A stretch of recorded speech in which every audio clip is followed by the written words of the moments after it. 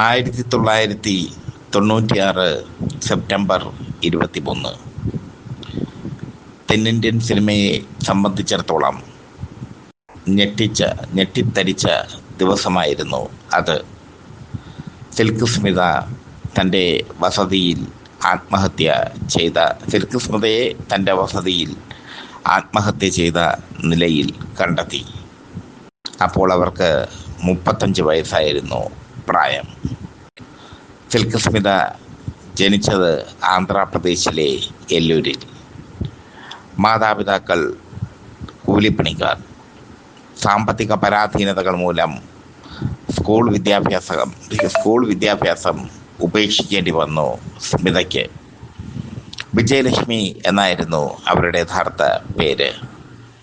എല്ലൂരിൽ നിന്നും അവർ സിനിമാ കമ്പം മൂത്ത് വണ്ടി കയറി മദ്രാസിലെത്തി.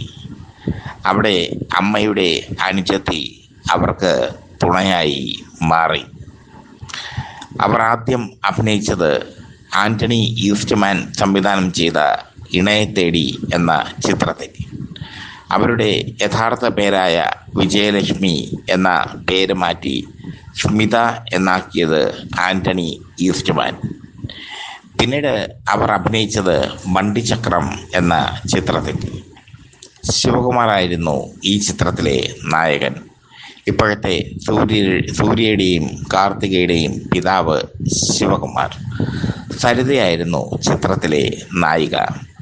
ഇതിൽ സിലുക്ക് എന്ന ബാർ ഡാൻസറുടെ വേഷമായിരുന്നു സ്മിത കൈകാര്യം ചെയ്തത്. ഇതോടുകൂടി സ്മിത സിൽക്ക് സ്മിതയായി മാറി. പിന്നീട് അങ്ങോട്ട് സ്മിതയുടെ തേരോട്ടത്തിൻ്റെ കാലം. രജനീകാന്തിൻ്റെയും കമൽഹാസൻ്റെയും ഒക്കെ സൂപ്പർ സ്റ്റാറുകളായ ഇവരുടെയൊക്കെ സിനിമകളിൽ ഒരു ഡാൻസ് അല്ലെങ്കിൽ ഒരു റോൾ, മാദക റോൾ സ്മിതയ്ക്ക് ഉറപ്പായിരുന്നു. സ്മിതയുടെ ക്യാബറ ഡാൻസ് അന്ന് തരംഗമായി മാറിയിരുന്നു. വലിയ സൗന്ദര്യമൊന്നും സ്മിതയ്ക്ക് ഇല്ലായിരുന്നു. കവിയും നടനുമായ ബാലചന്ദ്രൻ ചുള്ളിക്കാട് സ്മിതയെ കാണാൻ പോയ ഒരു സംഭവം പറയുന്നുണ്ട്. സ്മിതയെ കാണാൻ ആരാധനമൂർത്തിയ ബാലേന്ദ്രൻ ചുള്ളിക്കാട് കണ്ടത് കറുത്ത ഒരു യുവതിയെ. ഇതാണോ സ്മിത എന്നോർത്ത് അദ്ദേഹം അത്ഭുതപ്പെട്ടു പോയി എന്ന് അദ്ദേഹം പറയുന്നുണ്ട്. പക്ഷേ പ്രേക്ഷകർക്ക് സ്മിതയുടെ കറുപ്പ് ഇഷ്ടമായിരുന്നു. സ്മിതയുടെ രതിഭാവങ്ങൾ ഇഷ്ടമായിരുന്നു. അങ്ങാടി എന്ന ചിത്രത്തിലും സ്മിത അഭിനയിച്ചു, ഇണയെ തേടിയെ കൂടാതെ. പിന്നീട് അങ്ങോട്ട് സ്മിതയുടെ കാലമായിരുന്നു തെന്നിന്ത്യൻ സിനിമയിൽ. ഇപ്പോഴത്തെ ഐറ്റം നമ്പർ ഡാൻസ് അന്ന് ക്യാബറ ഡാൻസ് ആയാണ് അറിയപ്പെട്ടിരുന്നത്. ക്യാബറ നർത്തകി എന്ന നിലയിൽ സ്മിത തിളങ്ങി നിന്നു. സ്മിതയ്ക്ക് ബദലായി അനുരാധയും ഡിസ്കോ ശാന്തിയും ഒക്കെ വന്നെങ്കിലും തൻ്റെ സിംഹാസനം അവർ കാത്തു സൂക്ഷിച്ചു. സ്മിത തെന്നിന്ത്യയിൽ ഏറ്റവും കൂടുതൽ പ്രതിഫലം വാങ്ങുന്ന മാദക നടിയായി മാറി. സ്മിതയ്ക്ക് പിന്നീട് എന്താണ് സംഭവിച്ചത്? സ്മിതയുടെ അവസാന നാളുകൾ എങ്ങനെയായിരുന്നു?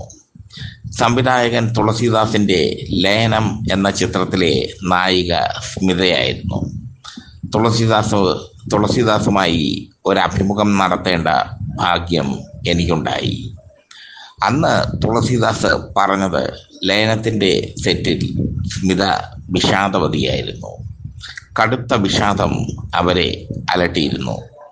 അതിനെയൊക്കെ മറികടന്ന് അവർ ആ കഥാപാത്രത്തെ അവിസ്മരണീയമാക്കി മാറ്റി.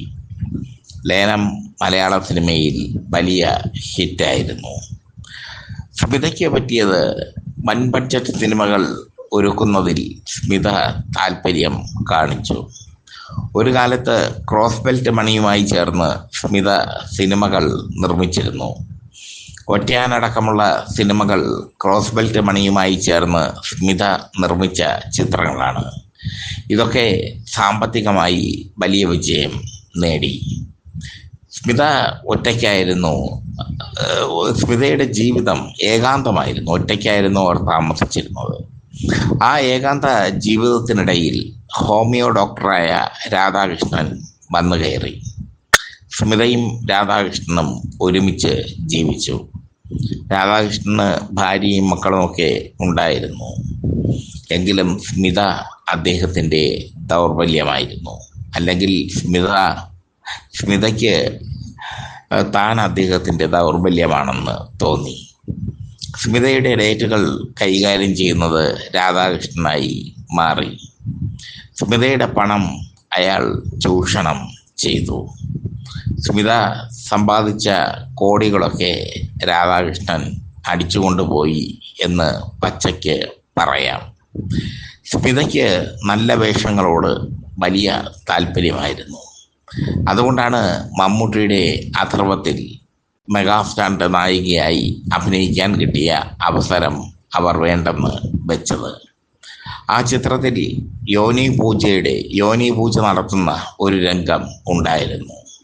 ആ രംഗത്തിൽ യോനി കാണിക്കാനും തയ്യാറായിരുന്നു സ്മിതയെന്ന് ചിത്രത്തിൻ്റെ സംവിധായകൻ ഡെന്നീസ് ജോസഫ് പിന്നീട് പറഞ്ഞിട്ടുണ്ട്. പക്ഷേ മമ്മൂട്ടി അതിന് അനുവദിച്ചില്ല. സ്മിതയുടെ അവസാന നാളുകൾ ഏകാന്തമായിരുന്നു. സ്മിത ഒരു ബിഗ് ബഡ്ജറ്റ് ചിത്രം പ്ലാൻ ചെയ്തു. അന്തരിച്ച ശരത് ബാബു ആയിരുന്നു ആ ചിത്രത്തിലെ നായകൻ, സ്മിത നായിക. ആൻഡ്രൂ പെയ്ത മഴയിൽ എന്നായിരുന്നു ചിത്രത്തിൻ്റെ പേര്. വലിയ ബിഗ് ബഡ്ജറ്റിൽ ഒരുക്കിയ ചിത്രം ആൻഡ്രൂ പെയ്ത മഴ പോലെ ആയി. ആ ചിത്രം പൂർത്തിയായപ്പോൾ തമിഴ്നാട്ടിൽ മഴക്കാലം പടർന്നു പിടിച്ചു. ചിത്രം കൃത്യസമയത്ത് റിലീസ് ചെയ്യാൻ സ്മിതയ്ക്ക് പറ്റിയില്ല.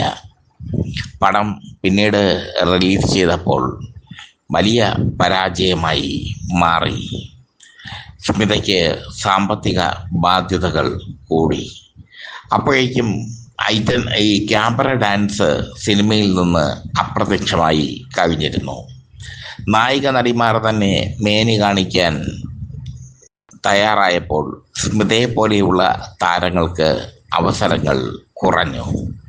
അവസരങ്ങൾ കുറഞ്ഞതും തകർന്നപ്പോൾ ഡോക്ടർ രാധാകൃഷ്ണൻ കൂടെ നിൽക്കാത്തതും സ്മിതയെ കടുത്ത വിഷാദ രോഗത്തിലേക്ക് തള്ളിവിട്ടു. രാവെന്നോ പകലെന്നോ വ്യത്യാസമില്ലാതെ അവർ മദ്യാസക്തയായി മാറി. കടക്കാർ കടം ചോദിച്ച് അവരുടെ അടുത്ത് എത്തിത്തുടങ്ങി. ആൻഡ്രൂ പെയ്ത മഴയിൽ അത്രയും വലിയ കടബാധ്യതയാണ് സ്മിതയ്ക്ക് ഉണ്ടാക്കിയത്. ഒടുവിൽ തനിക്കാരുമില്ലെന്ന തിരിച്ചറിവ് അവർക്ക് ഉണ്ടായി. സ്മിത ആത്മഹത്യ ചെയ്തു.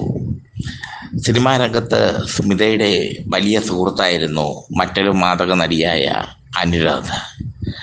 ആത്മഹത്യ ചെയ്യുന്നതിന് മുമ്പ് സ്മിത അനുരാധയുമായി ഫോണിലൂടെ സംസാരിച്ചിരുന്നു.